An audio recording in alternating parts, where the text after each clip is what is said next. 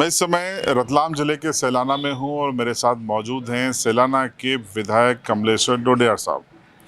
लगातार सुर्खियों में हैं वो चुनाव लड़ने से लेकर चुनाव जीतने के बाद और जीतने के बाद भोपाल जाने से लेकर आज तक।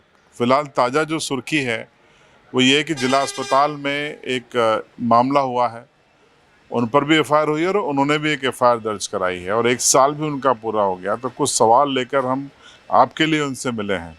विधायक जी, पहले एक साल हो गया, आपको बहुत बहुत बधाई। आपको और आपकी पूरी टीम को बहुत बहुत धन्यवाद, पूरे बिल प्रदेश की ओर से। तो ये एक साल आपका कैसा रहा? बढ़िया रहा, शानदार रहा, स्ट्रगल वाला रहा और अच्छा रहा। तो एक साल में आपको क्या खास सीखने को मिला इसमें?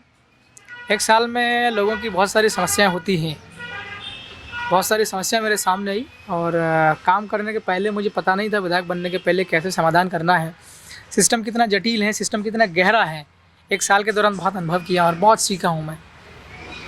प्रशासन का जो रुख की हम बात करें तो आपकी और प्रशासन की तनातनी बनी रहती है, तो उसमें क्या सबक मिला? प्रशासन तो मैं विधायक नहीं बना था, उसके पहले भी तनातनी थी, तब मैं सिस्टम के अंदर नहीं था। आज मैं सिस्टम के अंदर हूँ, बहुत करीब हूँ प्रशासन के और शासन के। मैं एक थर्ड फ्रंट से ज़रूर हूँ लेकिन करीब हूँ मैं। तो तनातनी बनी इसलिए रहेगी कि मैं लड़ने वाला आदमी हूँ, पढ़ा लिखा आदमी हूँ, जानता हूँ और लोगों की समस्या लेकर के इकट्ठा करके उनका समाधान करने का प्रयास करता हूँ। समाधान करने का प्रयास करने के दौरान मेरे और प्रशासन के बीच में टकराहट होती है, तो उस टकराहट के ये परिणाम होते हैं। कभी कोई एफआईआर कर दे रहा है, कभी कोई आवेदन दे रहा है, कभी कोई चिल्ला रहा है, ये सब परिणाम है उसके। तो अभी जो ताज़ा टकराहट है वो तो एक जिला अस्पताल में हो गई आपकी डॉक्टर साहब से। वो मसला क्या था पूरा, आप क्यों गए थे और क्या हुआ? देखिए, मैं रतलाम ज़िले में खासकर मेरा जो विधानसभा क्षेत्र है, आदिवासी इलाके है, मोर देन 80% जो आदिवासी लोग हैं, पढ़े लिखे कम है, जागरूक कम है, जानकार कम है और खाने पीना ठीक नहीं है, तो बीमार होते बहुत ज़्यादा हैं बाकी इलाकों की तुलना में। तो मेरे क्षेत्र में जो छोटे छोटे अस्पताल हैं, चाहे वो प्राथमिक हो, चाहे वो कम्युनिटी अस्पताल हो, उसको मैं ठीक करने की कोशिश कर रहा हूँ। लगातार चिट्ठियाँ चला रहा हूँ, डॉक्टर से बात कर रहा हूँ, अस्पतालों के अंदर जा रहा हूँ, मरीजों से मिल रहा हूँ। बहुत अव्यवस्था देखने को मिलती हैं, बहुत खामियाँ देखने को मिलती हैं। और अभी रिसेंटली मेरे को 4-5 दिन पहले ये जानकारी मिली थी कि अस्पताल के अंदर बहुत गड़बड़ियाँ हैं, इलाज वगैरह ठीक नहीं मिल रहा है और मरीजों के साथ में जो है वो सही व्यवहार नहीं होता है वहाँ के कर्मचारियों के द्वारा।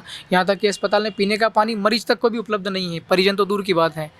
और इलाज करने के दौरान भी मरीजों की जो है बिस्तर वगैरह नहीं है, ऐसी जानकारी मुझे मिली थी। मैंने करीब 1 महीने पहले 5 नवंबर को एक चिट्ठी लिखी थी, उसमें मैंने जानकारियाँ मांगी थी। उसका आज तक जवाब नहीं दिया, 1 महीने से ऊपर समय हो गया।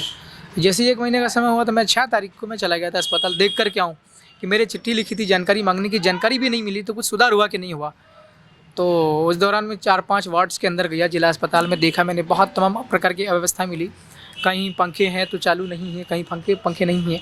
ठंड का मौसम, ये हम सबको पता है, मैं भी ठंड की वजह से बीमार भी हूँ, लेकिन मच्छर परेशान करते हैं अस्पताल में।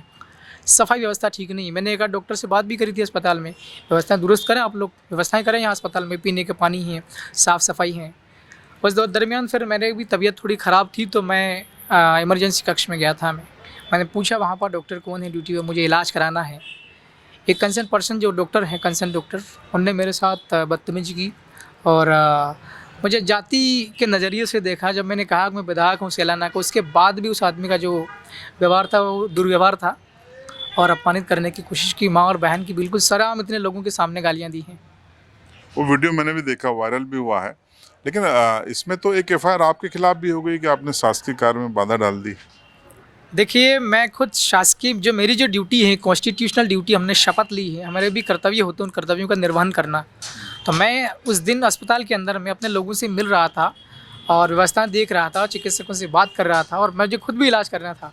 तो मैं तो वहाँ मेरी ड्यूटी पर था। मुझे मेरी ड्यूटी डिस्चार्ज करने के दौरान डॉक्टर ने डिस्टर्ब किया। सरकारी काम में बाधा डालने का काम डॉक्टर जो है, मुकदमा डॉक्टर के खिलाफ होना चाहिए था। मैं खुद अपनी ड्यूटी कर रहा था अस्पताल के अंदर में। मैं विधायक हूँ, मैं नहीं जाऊँगा अस्पताल में व्यवस्थाएं देखने, मरीजों से मिलने, कौन जाएगा?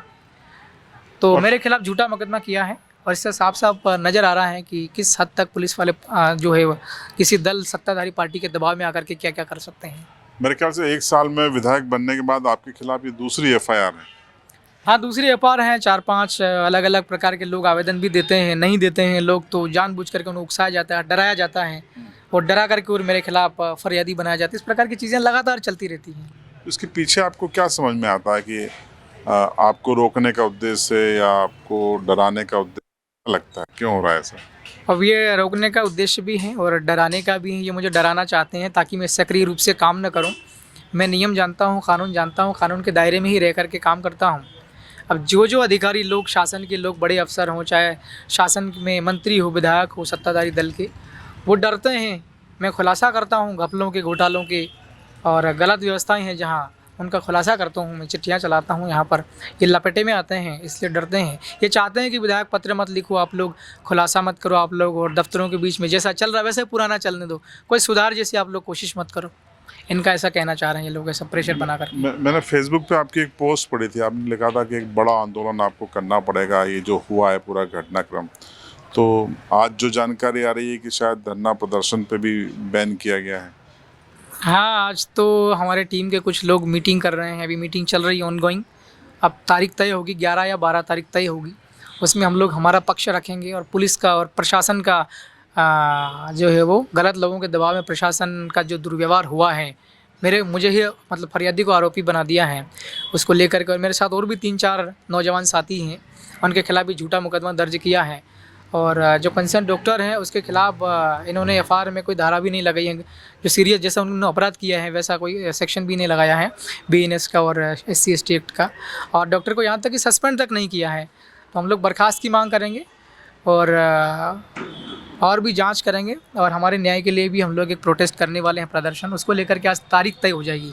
तो आपको क्या लगा कि आप कमलेश्वर डोडियार एक MLA हैं, लॉ ग्रेजुएट हैं, कानून पढ़े लिखे हैं, अगर उनके साथ ये हो सकता है तो फिर एक आम सिविलियन और एक आम आदिवासी, क्या महसूस किया आपने? इस बात को लेकर के मैं भी बहुत चिंतित हूँ। आज अगर मैं विधायक हूँ, पढ़ा लिखा आदमी होने के बाद भी अगर मेरे साथ इस प्रकार का दुर्व्यवहार होता है, गालियाँ दी जाती हैं, तो जो अनपढ़ लोग अपने इलाज करने के लिए जाते होंगे तो मेरे ख्याल से उनको साथ तो बहुत दुर्व्यवहार होता होगा। यहाँ तक कि आज हम लोग एक कॉन्स्टिट्यूशनल तरीके से अपना काम करते हैं। आज हम आंदोलन करके यहाँ तक आए हैं। हमने अभी तक जैसी भी सब चीज़ें करी, कानून का पालन करते हुए शांतिपूर्वक तरीके से की। उसके बावजूद भी जिला प्रशासन ने भी धारा 163 के तहत प्रतिबंध लगा दिया कि आप जो कलेक्टर कार्यालय के आसपास नहीं आ पाओगे। तो हम भी ये कह रहे हैं कि हम तुम्हारे कार्यालय के अंदर नहीं आएंगे, हम तो करीब आ जाएंगे, 100 मीटर दूर रहेंगे, लेकिन हम लोग प्रदर्शन जरूर करेंगे। और हमारे खिलाफ जो षड्यंत्र रचा है और डॉक्टर के खिलाफ कोई कार्रवाई नहीं करी, उसको लेकर के हम लोग बहुत जल्दी 12 या 13 तारीख को हम लोग सड़क पर उतरेंगे। कलेक्टर के ऑफिस तक हम जरूर जाएंगे। तो फिर एक FIR 188 की हो जाएगी आप पे? नहीं, झूठे मुकदमे होते रहते, इससे डरते नहीं हम लोग। 18-20 मुकदमे मेरे खिलाफ में कर रखे हैं। हम लड़ते रहते हैं, उससे कुछ होने वाला नहीं है। या तो पहले चुनाव के पहले भी कह रहे थे, 4 साल तक रेप का भी आरोप लगा रहे थे। ऐसे झूठे किसके ऊपर दबाव बना करके और ऐसे मुकदमे कर देते हैं तो उससे कुछ होता जाता नहीं। मतलब लड़ाई आप लंबी लड़ने के मूड में?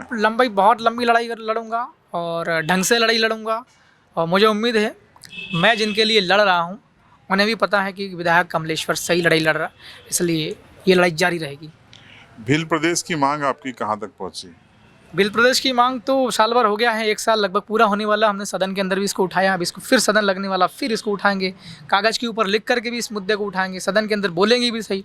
अब मुझे ऐसा लगता है कि मध्य प्रदेश के अंदर में सड़क पर उतरना पड़ेगा भील प्रदेश को, ऐसा मुझे लग रहा है। तो इस लड़ाई को हम लोग अब सड़क के ऊपर उतरेंगे और छेड़ेंगे भील प्रदेश नया राज्य बनाने के लिए। एक अंतिम सवाल है कि क्या आपको इस पूरे सार्वजनिक जीवन में महसूस हुआ कि ये जो शासकीय कार्य में बाधा डालने की जो धाराएं हैं, ये लोकतंत्र के विरुद्ध हैं, जनता के अधिकारों के विरुद्ध हैं, एक डिक्टेटरशिप की झलक आती है इसमें? आपने क्या महसूस किया? देखिए, लोग जो है वो शांतिपूर्वक तरीके से अपनी समस्या को लेकर के और बता सकते हैं गवर्नमेंट को। भारत डेमोक्रेटिक कंट्री है, government of people, by the people, for the people, लोगों के द्वारा लोगों के लिए है ये, और लोगों का ही है सरकार आज जो है वो। इसे लोगों के लिए काम करना होता, तो लोगों को बोलने देने का अधिकार छीना जा रहा है ये। तो इससे साफ साफ है कि ये तानाशाही बरकरार रखना चाहते हैं, इनकी खुद की तानाशाही को मजबूत करना चाहते हैं, और जो देश के लोग हैं उन लोगों की आवाज़ को दबाना चाहते हैं। लेकिन हम जैसे लोग हैं, हम इस आवाज़ को दबने नहीं देंगे लोगों की। हम पर लाठियाँ चलाओ, गोली चलाओ, जेलों में डालो, हम बिल्कुल डरने वाले नहीं हैं। इस तानाशाही सरकार को मुंह तोड़ जवाब देंगे। तो ये थे कमलेश्वर डोडियार साहब, विधायक सैलाना। जंग के मूड में हैं, लड़ने के मूड में हैं। उनका कहना है कि उनके इलाके की जनता के स्वास्थ्य के लिए, हितों के लिए वो सड़क पर भी उतरेंगे और हर तरीके की लड़ाई लड़ेंगे। इस इंटरव्यू पर आपकी राय कमेंट बॉक्स में ज़रूर बताएं। चैनल पर नए हों तो सब्सक्राइब करें और बेल आइकन ज़रूर दबाएं।